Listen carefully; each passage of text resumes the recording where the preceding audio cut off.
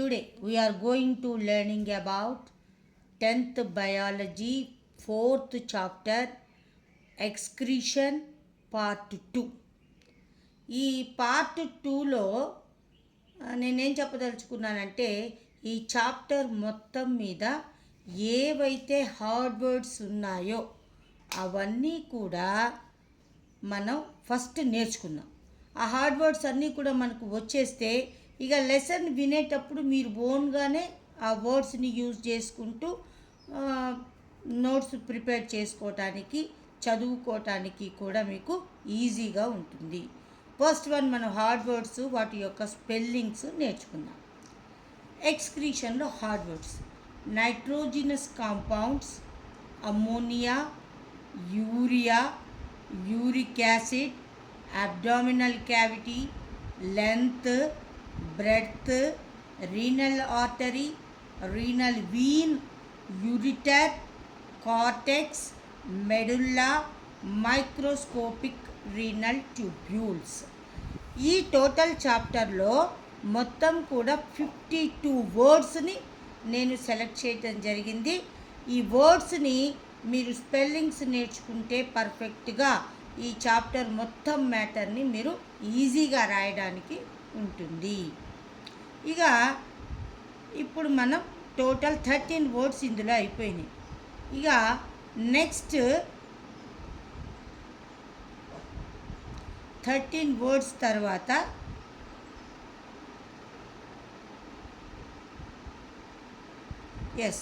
14 నుంచి 27 వర్డ్స్ ఉన్నాయి.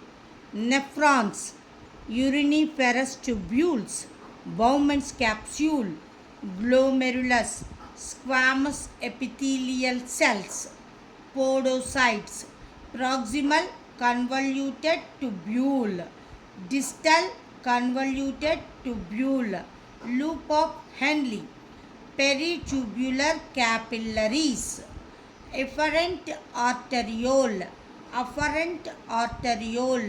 tubular secretion, concentrated urine. ఇక ఈ 27 తర్వాత రిమైనింగ్ వర్డ్స్ని మనం ఇప్పుడు చూద్దాం.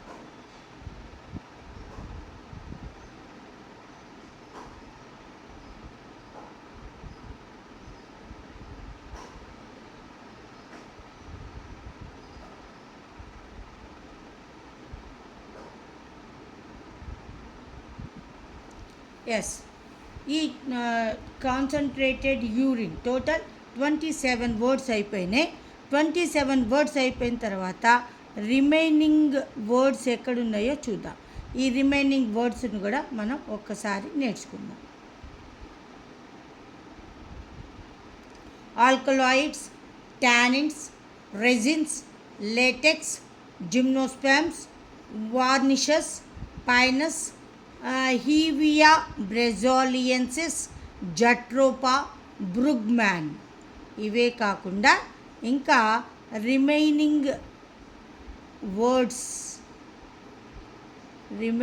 వర్డ్స్ ఎక్కడున్నాయో మనం ఒక్కసారి రైట్. ఈ 28 నుంచి vasopressin, diabetes insipidus, urinary bladder, micturition, end stage renal disease ESRD, uremia, dialysis, hemodialysis, cellophane, bilirubin, biliverdin, urochrome, raphides, rhizobium bacteria, primary metabolites. ఇవన్నీ కూడా 42 వర్డ్స్ అయిపోయినాయి దీంతో. ఇక నెక్స్ట్ 52 వర్డ్స్, లాస్ట్ వన్.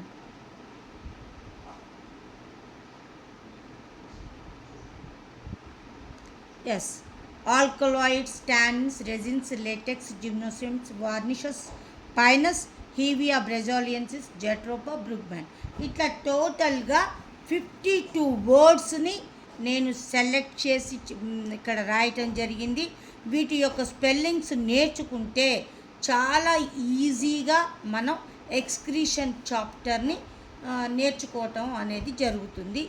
ఈజీగా రాసుకోవటం కూడా అవుతుందన్నమాట. కాబట్టి ముందుగా మనం ఈ 52 వర్డ్స్ యొక్క స్పెల్లింగ్స్ని మనం పర్ఫెక్ట్గా నేర్చుకోవాలి. రైట్, ఇప్పుడు మనం ఇక టాపిక్లోకి వెళ్దాం. ఎక్స్క్రీషన్ అంటే ఏంటి అన్నది మనం లాస్ట్ పార్ట్లో ఆల్రెడీ చూసాం. ప్రజెంట్ మనం హ్యూమన్ ఎక్స్క్రీటరీ సిస్టమ్ గురించి ఒక్కసారి చూద్దాం. Human excretory system.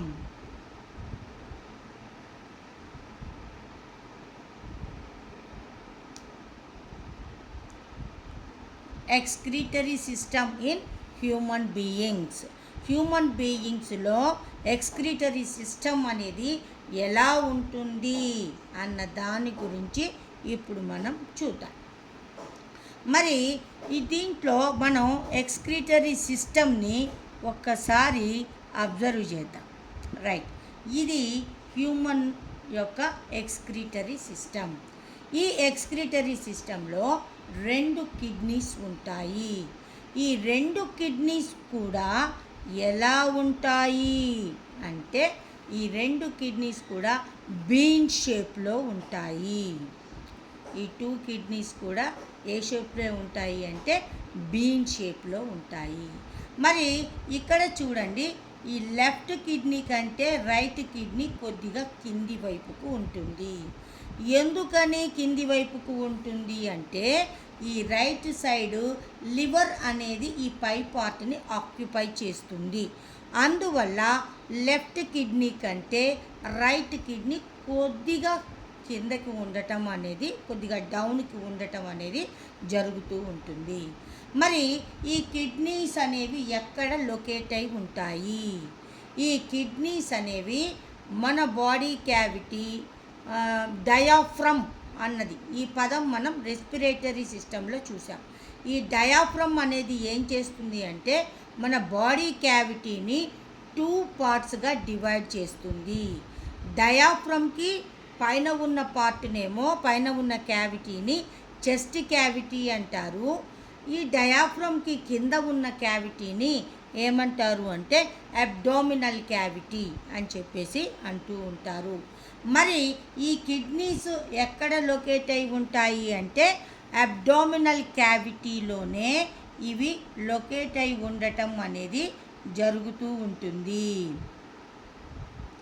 Abdominal క్యావిటీలో kidneys అనేవి ఉంటాయి. అబ్డామినల్ క్యావిటీలో కూడా ఎటువైపు ఉంటాయి అంటే బ్యాక్ సైడ్, అంటే డోర్సల్ సైడ్ ఈ 2 కిడ్నీస్ అనేవి లొకేట్ అయి ఉంటాయి. ఈ మధ్యలో బ్యాక్ బోన్ ఉంటుంది కదా, ఈ బ్యాక్ బోన్కి 2 వైపులా 2 కిడ్నీలు అనేవి ఉండటం జరుగుతూ ఉంటుంది. సో షేప్ అయిపోయింది, లొకేషన్ కూడా అయిపోయింది. ఇక నెక్స్ట్ మనం ఈ సిస్టమ్ ఎలా ఉంది అన్న దాని గురించి చూద్దాం. ఈ 2 కిడ్నీల నుంచి లోపలి పైవైపు మొత్తం కూడా కాన్వెక్స్ షేప్లో ఉంటుంది, లోపలి వైపు కాన్కేవ్ షేప్లో ఉండటం జరుగుతూ ఉంటుంది. ఈ కాన్కేవ్ షేప్ దగ్గర ఒక చిన్న ఫిషర్ లేదా నొక్కు అనేది ఉంటుంది. దానిని ఏమంటారు అంటే ఆ నొక్కుని హైలం అని చెప్పేసి అంటూ ఉంటారు. ఈ హైలం నుంచి ఏంటి రీనల్ ఆర్టరీ, రీనల్ వీన్, అదే కాకుండా యూరిటర్ అనే ఒక పొడవైన ట్యూబ్ అనేది బయటికి రావటం జరుగుతూ ఉంటుంది. హైలం నుంచి బయటకు వస్తుంది. ఈ లెఫ్ట్ సైడ్ నుంచి లెఫ్ట్ యూరిటరు, రైట్ సైడ్ నుంచి రైట్ యూరిటరు వస్తాయి. ఈ 2 యూరిటర్లు దేనిలోకి ఓపెన్ అవుతాయి అంటే ఒక చిన్న బ్యాగ్ లాంటి స్ట్రక్చర్ ఉంటుంది.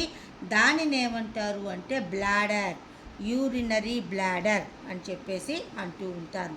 ఈ 2 యూరిటర్స్ బ్లాడర్లోకి ఓపెన్ అవుతాయి. ఈ బ్లాడర్ మళ్ళీ యురెత్రా ద్వారా బయటికి ఓపెన్ అవ్వటం అనేది జరుగుతూ ఉంటుంది. ఇక్కడ చూడండి, కిడ్నీ పైన టోపీ అంటే ఒక హ్యాట్ షేపులో ఒక గ్లాండ్ ఉంటుంది. దానిని ఏమంటారు అంటే అడ్రినల్ గ్లాండ్ అని చెప్పేసి అంటూ ఉంటారు. మరి ఈ అడ్రినల్ గ్లాండ్నే ఏమంటారు అంటే దీని నుంచి అడ్రినలిన్ అనే హార్మోన్ రిలీజ్ అవుతుంది. ఈ అడ్రినలిన్ హార్మోన్ ఏమంటారు అంటే ఫైట్ ఆర్ ఫ్లైట్ హార్మోన్ అని చెప్పేసి అంటారు. అంటే మనలో ఉండే కోపం, భయం ఇలాంటి ఫీలింగ్స్ అన్నీ కూడా ఏ హార్మోన్ కంట్రోల్లో ఉంటాయి అంటే ఈ అడ్రినలిన్ అనే హార్మోన్ కంట్రోల్లో ఉంటాయి. ఆ హార్మోన్ని సెక్రీట్ చేసే గ్లాండ్ ఈ కిడ్నీకి పైవైపున టోపీ ఆకారంలో లేదా హ్యాట్ షేపులో ఉండటం అనేది జరుగుతూ ఉంటుంది. ఇది ఎక్స్క్రిటరీ సిస్టమ్ యొక్క టోటల్ స్ట్రక్చర్. కానీ ఇప్పుడు మనం ప్రజెంట్ ఏం చేద్దాము అంటే ఒక కిడ్నీ తీసుకొని ఆ కిడ్నీ యొక్క స్ట్రక్చర్ మొత్తం ఎలా ఉంటుంది ఏంటి అన్న దాని గురించి మనం ఒక్కసారి చూద్దాం.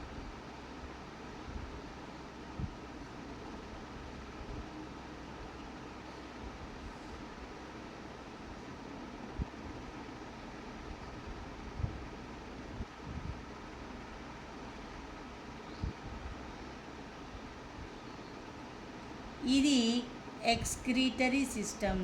దాంట్లో ల్యాబ్ యాక్టివిటీ కింద చూద్దాం. మనం ల్యాబ్ యాక్టివిటీ ఏంటి అంటే studying the external and internal characters of కిడ్నీని మనం అబ్జర్వ్ చేయటం అన్నమాట.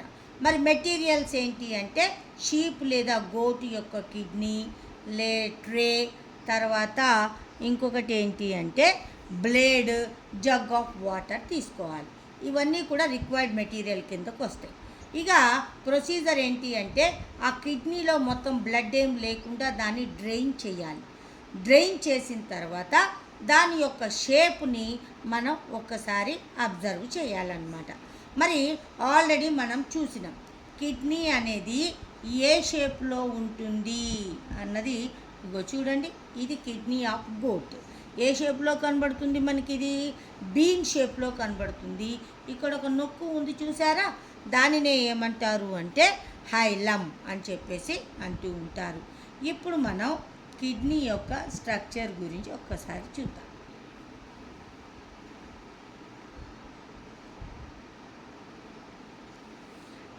ఇప్పుడు కిడ్నీస్ చూద్దాం.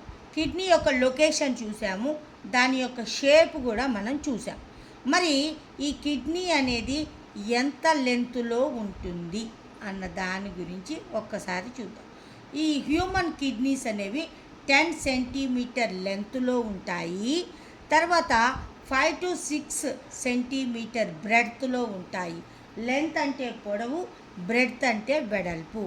10 centimetres length, 5 to 6 centimetre breadth, 4 centimetre thickness అంటే మందంగా ఉంటుంది అని చెప్పేసి చెప్తూ ఉంటారు. ఇప్పుడు మనం ఒక కిడ్నీని ఏం చేద్దామంటే ఇంటర్నల్ స్ట్రక్చర్ని మనం ఒక్కసారి అబ్జర్వ్ చేద్దాం. మరి ఒక్కొక్క కిడ్నీలో ఏముంటాయి అంటే చిన్న చిన్న ట్యూబ్యూల్స్, మైక్రోస్కోపిక్ ట్యూబ్యూల్స్ అనేవి ఉంటాయి. ఎన్ని ఉంటాయి ఒక కిడ్నీలో అంటే 1.3 నుంచి 1.8 మిలియన్ రీనల్ ట్యూబ్యూల్స్ అనేవి ఉంటాయి. వాటినే ఏమంటారు అంటే నెఫ్రాన్స్ అంటారు. దాన్నే ఏమంటారు అంటే యూరినిఫెరస్ ట్యూబ్యూల్స్ అని కూడా పిలవటం జరుగుతూ ఉంటుంది. ఇప్పుడు మనం ఒక కిడ్నీని తీసుకొని ఆ కిడ్నీ యొక్క సెక్షన్ కటింగ్ తీసి ఇంటర్నల్ స్ట్రక్చర్ ఎలా ఉంటుంది అన్న దాని గురించి మనం ఒక్కసారి చూద్దాం.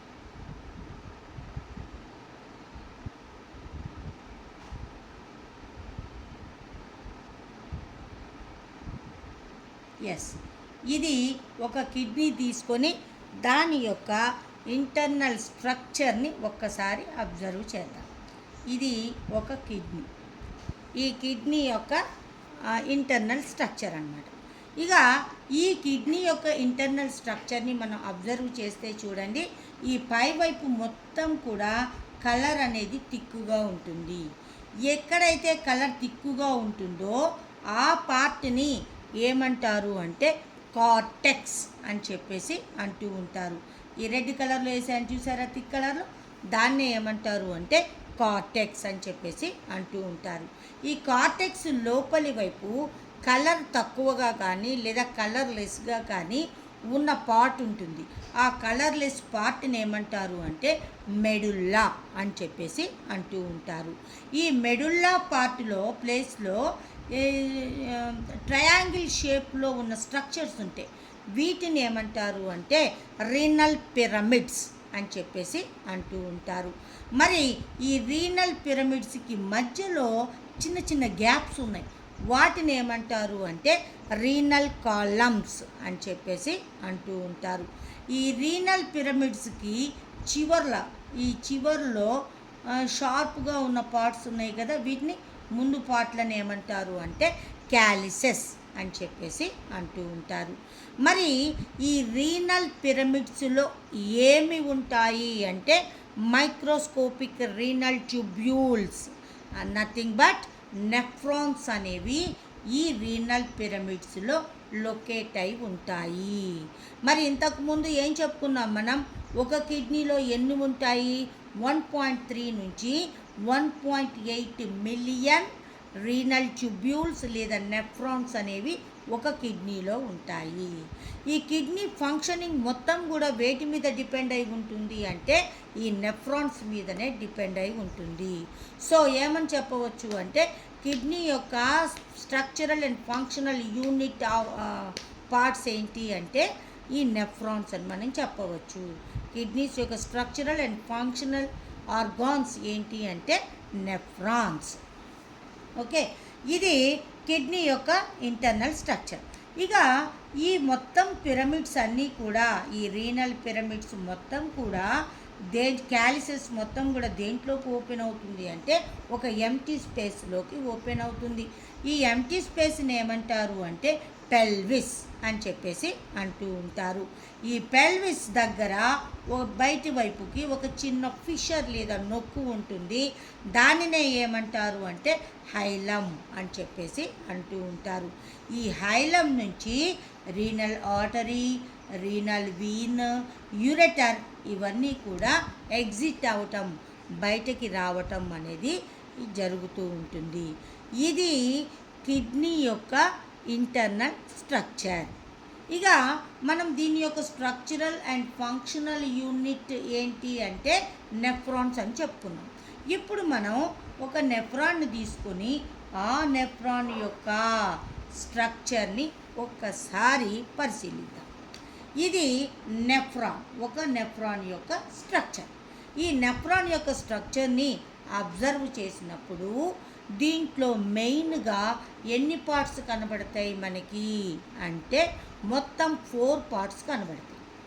ఒకటి ఏంటి అంటే ఈ బౌమెన్స్ క్యాప్స్యూల్, ఇంకొకటి పీసీటీ, ఇంకొకటి డీసీటీ, ఇంకొకటి హెన్లీస్ లూప్ అని మెయిన్గా 4 పార్ట్స్ అనేవి ఈ నెఫ్రాన్లో మనకు కనబడతాయి. ఇప్పుడు మనం ఒక్కొక్క పార్ట్ గురించి చూద్దాం. నెఫ్రాన్లో ఫస్ట్ పార్ట్ కప్ షేప్లో ఉంటుంది. ఈ కప్పు షేప్లో ఉన్న పార్ట్ని ఏమంటారు అంటే బౌమెన్స్ క్యాప్స్యూల్ అని చెప్పేసి అంటూ ఉంటారు. ఈ బౌమెన్స్ క్యాప్స్యూల్ లోపల మొత్తం కూడా క్యాపిల్లరీ నెట్వర్క్ ఉంటుంది. ఈ క్యాపిల్లరీ నెట్వర్క్ని ఏమంటారు అంటే గ్లోమెరులస్ అని చెప్పేసి అంటూ ఉంటారు. ఇక ఈ బౌమెన్స్ క్యాప్స్యూల్ని, గ్లోమెరులస్ని, ఈ రెండింటిని కలిపి ఏమంటారు అంటే మాల్పీజియన్ బాడీ అని చెప్పేసి పిలవటం జరుగుతూ ఉంటుంది. ఇక ఫస్ట్ పార్ట్ అయిపోయింది. ఈ బౌమెన్స్ క్యాప్స్యూల్ నుంచి వెనక వైపుకి ఒక స్మాల్ ట్యూబ్ అనేది బయలుదేరుతుంది. ఈ స్మాల్ ట్యూబ్ని ఏమంటారు అంటే ప్రాక్సిమల్ కన్వల్యూటెడ్ ట్యూబ్యూల్ అని చెప్పేసి పిలుస్తారు. దీనిని ఏమంటారు అంటే PCT, proximal convoluted tube, PCT అని చెప్పేసి అంటూ ఉంటారు. ఏది బౌమెన్స్ క్యాప్సూల్ వెనక నుంచి బయలుదేరిన చిన్న ట్యూబ్ని. ఇక ఈ పీసీటీ తర్వాత ఏమవుతుంది అంటే కిందకి రావటం జరుగుతుంది. ఈ కిందకి వచ్చిన తర్వాత ఇది యూ షేప్లోకి మారుతుంది. ఈ యూ షేప్లోకి మారిన దాన్ని ఏమంటారు అంటే హెన్లీస్ లూప్ అని పిలవటం జరుగుతూ ఉంటుంది. ఈ హెన్లీస్ లూప్ పైకి వెళ్ళిన తర్వాత ఇక్కడ ఒక ట్యూబ్ అనేది ఉంటుంది. ఈ ట్యూబ్ని ఏమంటారు అంటే డిసిటి అని చెప్పేసి అంటూ ఉంటారు. అంటే డిస్టెన్స్ కన్వల్యూటెడ్ ట్యూబ్ అని పిలవటం జరుగుతూ ఉంటుంది. అంటే బౌమెన్ స్కాప్యూల్కి దగ్గరగా ఉంటే ప్రాక్సిమల్, దీనికి దూరంగా ఉంటుంది కాబట్టి దీన్ని డిస్టెన్స్ అంటారు. ఈ డిస్టెన్స్ కన్వల్యూటెడ్ ట్యూబ్ అని చెప్పేసి దాన్ని పిలుస్తూ ఉంటారు. ఈ డిస్టెన్స్ కన్వల్యూటెడ్ ట్యూబ్ ఒక కలెక్టింగ్ డక్ట్లోనికి ఓపెన్ అవటం జరుగుతూ ఉంటుంది. ఈ కలెక్టింగ్ డక్ట్నే ఏమంటారు అంటే డక్ట్ ఆఫ్ బెల్లిని అని చెప్పేసి అంటూ ఉంటారు. ఇది టోటల్గా కిడ్నీస్ యొక్క స్ట్రక్చరు, వాటి యొక్క లొకేషను, దాని యొక్క structural and functional unit of nephron, వీటి యొక్క స్ట్రక్చర్ని గురించి ఇప్పుడు మనం చూసాం. ఇక నెక్స్ట్ ఏంటి అంటే ఈ కిడ్నీస్ అనేవి ఎట్లా పనిచేస్తాయి, యూరిన్ ఎట్లా ఫామ్ అవుతుంది ఏంటి అన్న దాని గురించి మనం నెక్స్ట్ క్లాస్లో చూద్దాం.